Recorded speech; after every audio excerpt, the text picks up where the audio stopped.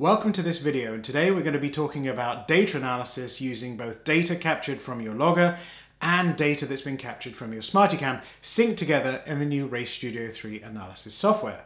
Now, I don't know about you, but I've owned a SmartyCam for quite some time. In fact, the car that's right behind was the first car that I had a SmartyCam installed in some 8 years ago. And since then, being able to pull the SD card out of the actual device, put it on my computer and be able to analyze what's happening on track with driver input in terms of things, I love having things like throttle and brake so I can see what's happening at certain points on track, has become a mainstay of my in-between session data analysis. Now, the enhancement from the software allows us to be able to sync together the data and the video together in more detail. And so what we're going to have a look at in today's video is how do I make this useful and how do I use this to my advantage in data analysis. Now, the tutorials that will follow this introduction are going to focus on two areas. Now, the first is cleaning up what's often referred to as the mystery, which is what exactly was happening at that particular point in the data where it says something's happening on track. Now, this could be as simple as something like I was being lapped, or I was lapping somebody, or I was passing somebody, or letting somebody through as part of a qualifying session. And these are very common scenarios that we see in the data when someone's actually seen a lap that's been compromised. But being able to pinpoint exactly what happened there is really important. There could be other things that are happening on track as well. And the picture that is actually here on screen today was taken at Portland International Raceway, where if you were the first session out sometimes and you came through effectively what were the festival curves, you'd oftentimes find yourself face to face with a goose. And so that being on track at the time would explain why something's happening in the data.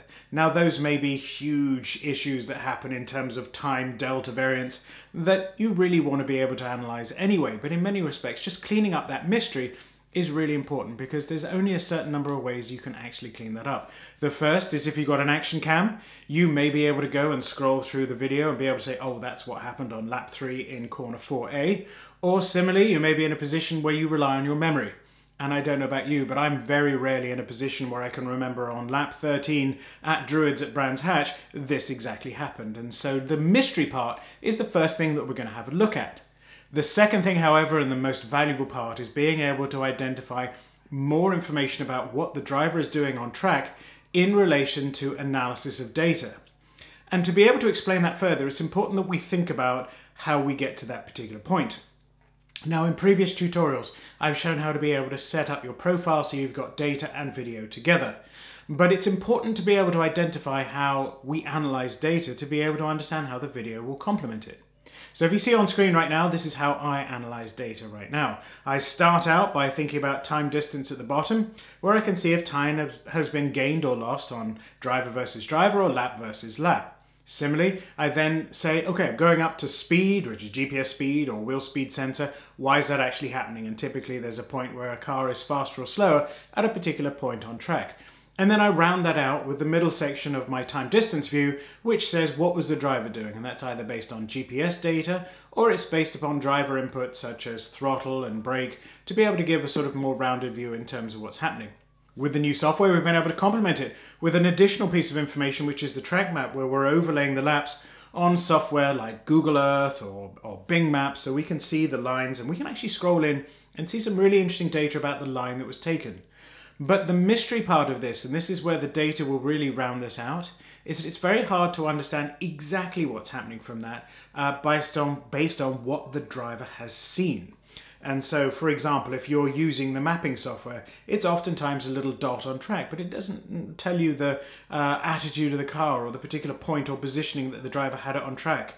Oftentimes with mapping software, you may find that it's accurate, but the lines that are on track may be misaligned just slightly with the mapping software to give you a true depiction of whether that car made it down to apex or not, or used too much road on corner exit. And so all of these things can be rounded out. And so as we roll into the tutorial section of this video, these are going to be the areas we're going to look at. We're going to clean up the mystery, and then we're going to look at how can we use the driver's involvement and line action to be able to, the actions taken and the line taken based on what we see in the data to be able to improve performance. So we're going to look at scenario number 1 first, and this is demystifying what happened on track when the data says something, yet at the same time we've either got to remember what happened on track or similarly, we've got to scroll through action cam video to be able to find out what's going on. And so I'm going to transition over to Race Studio 3 that I'm open here. And I'm going to go into the analysis section here. And what I've done is I've created a manual collection down here for data and video examples. So here's a series of tests that I want to be able to demonstrate some of these areas. Now, the first one I'm going to use is from Brands Hatch, and this is going to be a very exaggerated example of something that's happening on track where the data is telling you something and the video fills in that element of knowledge. And so I'm just going to open up this session first. I'm going to make sure I've got the right profile loaded, which I do have right here. This is an older Formula Ford, so it's a 1988 Van Diemen. And the first thing I'm going to look at is the time distance. And I'm going to select a couple of laps to study, and I'm going to choose lap number 5. And as I look through this data, if you remember from the opening part of the video, I generally tend to look down here first to see something that's happened on track. Then I look up in terms of what's happened here in relation to what's happened with the GPS speed in this instance in terms of faster or slow. You can see dramatically slower here. Then in terms of what's happening with the driver inputs, of which we can see here that there was a lot of extra slowing that was going on, yet at the same time did allow me to get to the throttle a little bit sooner. So there's a learning there. Now you can see where it is. If I scroll here and I click the mouse, I can see that it happened at Graham Hill Bend. And if I make this just a little bit larger here, you can see that there's a different line that's been taken. But at the same time, it's only a dot and we want to be able to fill in the mystery. So what I can do is I can click here on data and movies. Now I've set this particular profile up. If you want to know how to set these profiles up, please go back to some of the previous tutorials we've done, which are linked in this video right now. We'll probably have links in the description as well, just in case.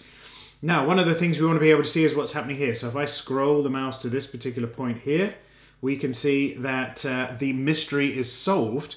And as I scroll through here, you can see that on this particular day, us Formula 4s were on track with the Formula 3, I think this is, who are out there much faster. So we were letting people go through, and that was just an area of opportunity to pass. Now I can scroll at a particular point and see that, or I could actually just play the video and see it play out as it exists on track. Similarly, that's not the only spot on track that this happens. If I scroll over here, I can also see there's a delta that's happening here. So I can just scroll here, and sure enough, I would imagine, yep, there's another one that's there as well. So that's the first area in terms of being able to sort of clean up a little bit of mystery. Now, let's fine tune that. This is a sort of a very big example of being able to clean up a mystery, but let's have a look at something that's a little bit more subtle than that to be able to get into the details. So I'm going to close this one out. And the next one I'm going to do is I'm going to load up these two sessions here. Now, these two are from earlier this year, and they were at Castle Combe. I'm in a different Formula Ford, so I'm just going to change my profile to be able to have a look. So I'm going to click here. I'm going to click Load Profile, and this is a 2007. So it's an RF07, so I'm going to click there. That's the profile I've created. And right now in the data, I'm having a look at some of the interesting parts in terms of what's happened on track. At this lap, things were looking a little bit quicker. At this point, up by 2 or so tenths, which is great. Then something happens here and I lose a bit of time. We could dig in there. But I want to have a look at what's going on here, because you can see that all of a sudden this time is gained and then lost. And there's a significant loss here, and it's a subtle difference. And I want to be able to start looking at some of the subtle mysteries as well. So one of the things that I wanted to be able to dig in there on the data and the movies is look at the conditions of the day, but more importantly, keep your eye on this section of the track here, because one of the things that actually happened on this particular day, even though the lap times are relatively similar, is that it had rained the previous night, and while all of the track was dry, there was one point on the track that as I scroll through here, you'll notice that if I scroll in here on the line, you can see that the blue lap takes a much shallower line through the corner, whereas the red lap is using all the road on the way in and the way out. And if I keep scrolling through here, you can see that there's a patch of wet that is here. And as I scroll through even more, here's the biggest one. You can even see there's still standing water as I move to this particular point. Terrible job of scrolling here. To this point here, so there's more standing water. So we could also play that as we go through and see what the consequence would be on this lap. Now, typically, unless I'd written down a note, and I'm a copious note taker, but generally speaking, a lot of us are not, and sometimes I forget, it would have been very hard to be able to know exactly what's happening at that particular moment. And it gives you an idea of being able to demystify what's happening on track and what you can actually see that's influencing that performance. Now, There's one other example I want to be able to do here, so I'm going to close this one out and I'm going to switch to a session that was quite some time ago. This was in 2017. This was in my BMW Spec E46, and it was at a track called The Ridge. So let me just open this up, load profile, and there is the Spec E46 analysis. And so I wanted to be able to pick some scenarios here that I wanted to be able to have a look at. And so I'm going to pick on this one, and apologize if I'm looking down. I have notes to be able to make sure I pick the right laps out of all of these in terms of analysis. I'm going to take the best lap, and I'm going to pick lap 13 that is here.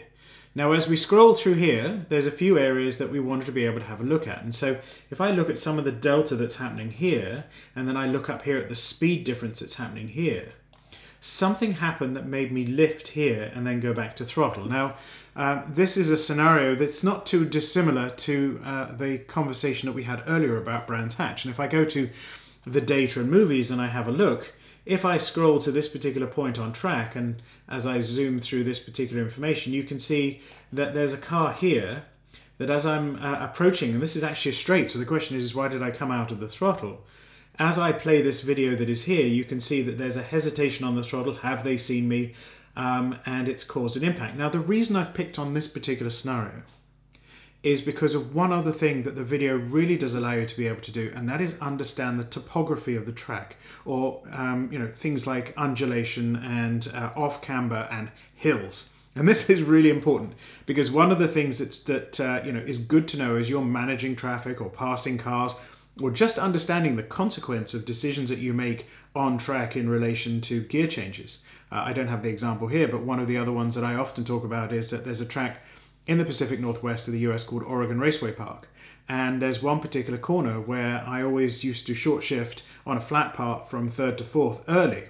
And in the data, people would often ask, why are you short shifting there? And it was such a steep hill that if I let the revs run out, if I change gear with a particular steep incline, if you think about the car being stationary on the hill and you dip the clutch, the car would roll down. And so it had a consequence in terms of the speed of the gear change and what it would have in terms of your momentum up the hill. But this example is very similar, that if you think about this particular area here, look at the hill that is here. And so as I come up here and I'm lifting the throttle going uphill, which is having a material impact in terms of speed. It drops my speed lap over lap down by about 6 or so miles an hour that you can see here.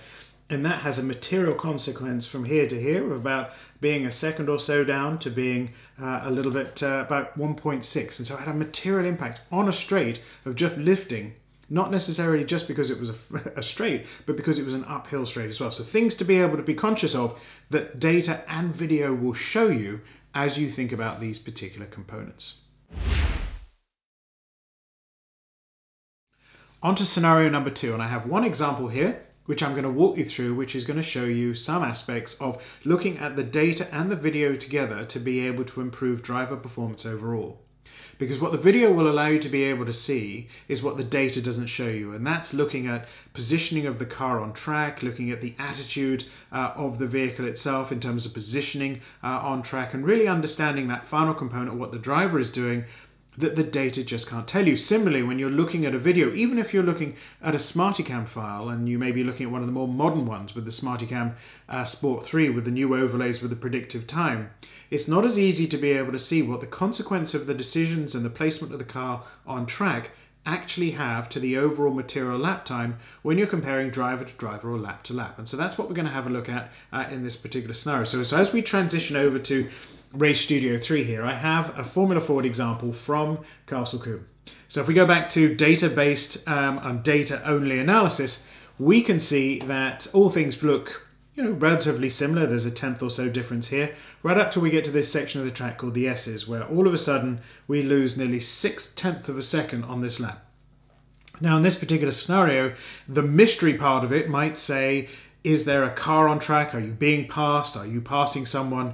But this wasn't the case, and I know that because I've looked at these videos before we do this particular tutorial, but at the same time, what's actually happening there? So we want to be able to dig in this a little more. Let's figure out what the data is telling us first. and see if we can corroborate that with a video as well. And what we're seeing is that the blue lap here brakes sooner, comes off the throttle sooner, but rolls more speed through that particular corner and carries it out and carries it all the way down the next following straight, which is called Old Paddock at Castle Combe. You can see that the red lap takes more speed in and brakes a little bit later and hesitates to get on throttle, gets on throttle later, but also has some throttle hesitation out of the corner as well. And so in many respects, I would look at this and say, did I, because I'm the driver, did I charge the corner?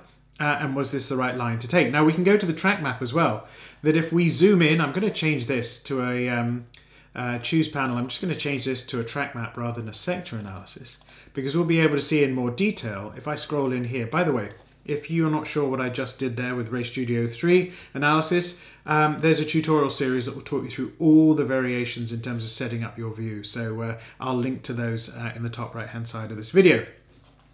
Now going back to this analysis, you can see that the blue lap takes a wider line on the way in and then actually manages to keep the car sort of shallower on the way out, doesn't use too much track here, but is able to get the car out of the corner without hesitation, whereas the red lap takes a shallower sort of line that's in here, but at the same time tries to sort of minimize the turning here, but as a result finds that there's less road on the way out, which may have caused hesitation getting to throttle. And so let's look at that in the video to be able to see if it corroborates what we've thought about in terms of some of the data analysis. So let's get to the data and movie section. I'm going to put the video here, and first thing I'm going to do is I'm actually going to play the video going through, because I have to be honest, this initially doesn't look like 6/10 of a difference to me as we look at it on track. So I'm going to play it, and you can see here that as the cars go in, or the car, same car, two videos, coming back out again, there's a few differences that are here, but it's hard to be able to tell that in that particular area whether there was a huge amount of difference to the point of 6/10 of a second. So let's look at that in more detail, a little bit slowed down as we look at what's happening. So the first thing is looking at the way into the corner, and as I gradually scroll through here, we can start understanding some particular pieces of information. Now the first thing is, let's have a look at this point of entry here. How much more road the blue lap is using here to widen out the track to be able to get potentially a better exit through here. And so let's just have a look at that in a little bit more detail. And we can see that it's the red lap is not as close to the curbing. It actually looks like I'm driving on the grass. Yeah, I'm not actually doing that. But you can see that that's a particular sort of interesting sort of revelation. The next thing is that as we scroll through the corner, notice that the mid-corner speed, or the minimum corner speed, isn't too dissimilar that is here. But at the same time, the red lap continues to slow, whereas in this instance you can see that because the blue lap has gone to throttle already, it's able to start accelerating and carrying that speed out of the corner. You can notice there's no throttle here. And one of the things that's really interesting is to look on the left-hand side here. Look at the position of the car on track, and this is where we start thinking about positioning of the car, and how the positioning of the car may have a consequence in terms of what does this do to performance. And so you can see here, there's more track here than there is here, which means that this car is facing this direction a little bit, this one is facing this way a little bit. And so you're thinking about what's happening next. And if your eye's up, you're not looking here, you're actually looking here in terms of the next corner. So as we do find the scenario where maybe too much speed was carried through this corner and it sort of pushed the momentum out, if we scroll a little bit more through here, while the blue lap is already on the throttle, the red lap doesn't go to throttle till about here. But at the same time, by going to throttle here, but having a car that's facing this way, it means that all of a sudden more road is going to be used. Now, if you talk to people at Castle Combe who drive Formula Fords much faster than I do, a lot of them use a lot of this road here. And I think using all the track is important. But one of the challenges that I found here was that when we think about the performance of the next corner, now I have to be able to bring the car out here to be able to bring it this direction. It's more sort of defined and aggressive turns to be able to get the car to be able to make the next corner. And then similarly, there's less defined turning here, and so the throttle can stay on in this situation. This is obviously a gear change where it changes. But at the same time, the other thing which is really important here is that based upon the positioning of the car, the question is now I'm shallower to this particular corner, and I'm thinking, am I going to make it? And so you notice that there's too little hesitation. There's a confidence lifts on the throttle.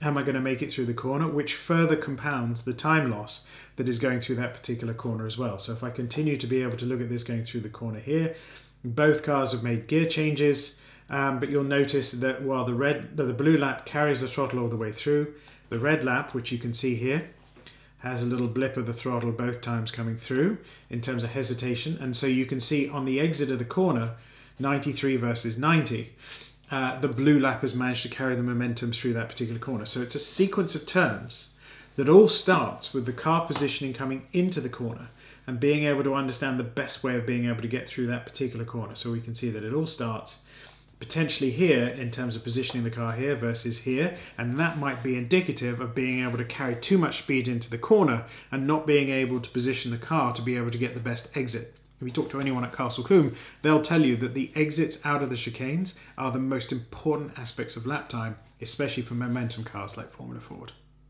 Now, there are going to be so many different examples of people who use analysis based upon data and video together. This is just one example, and I didn't use multiples because I really wanted to sort of look at the consequence of driver positioning and data together in this particular scenario. But if you do have examples, feel free to share them in the box below in terms of the comments and things that you found and things that you really sort of like doing, because I will say that this is going to become a mainstay and has done this year of my analysis to be able to identify where I'm gaining and losing time on track, not only necessarily just what the data is telling me, but also what the video is telling me as well.